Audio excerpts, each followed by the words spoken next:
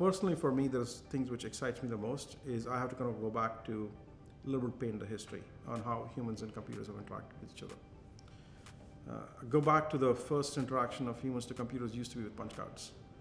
And you put in a punch card, whatever you wanted to tell a computer, and computer would kind of spit out a green printout and tell you what it kind of thought or whatever the output was, right? That is what the human-computer interaction was. And very few people could use it. I mean, you have to be extremely well-trained to figure out where to punch and how to read those outputs.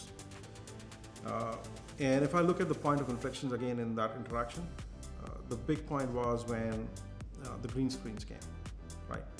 Now, regular human beings could kind of like really read and put input to the computer, right? Computer could output, but you could humanly read and you could kind of put your input. Now those were again well-designed screens and somebody had to kind of design that software. So that's kind of one point of inflection. And then from that point onwards, ever since then, it's been a little bit modification, good modification from a UX perspective. We got Windows, we got web interfaces, then we got mobile, and they were all kind of transitioned to me to some extent incremental, some big, but still kind of incremental.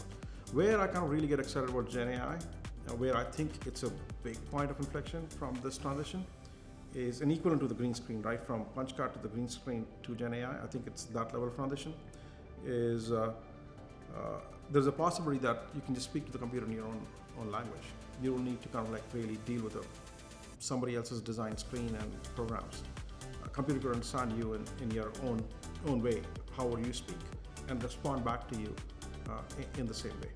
And that's kind of really what excites me about GenAI and the possibilities. Now it'll take a lot of work to get to that point, and eventually every software which you kind of deal with have to change and have to kind of be in that mode. But I'm imagining a world where you could just kind of basically talk to a computer as if it just was your friend or your assistant, and it can do everything you want it to do without you knowing how exactly the inner workings of that thing works.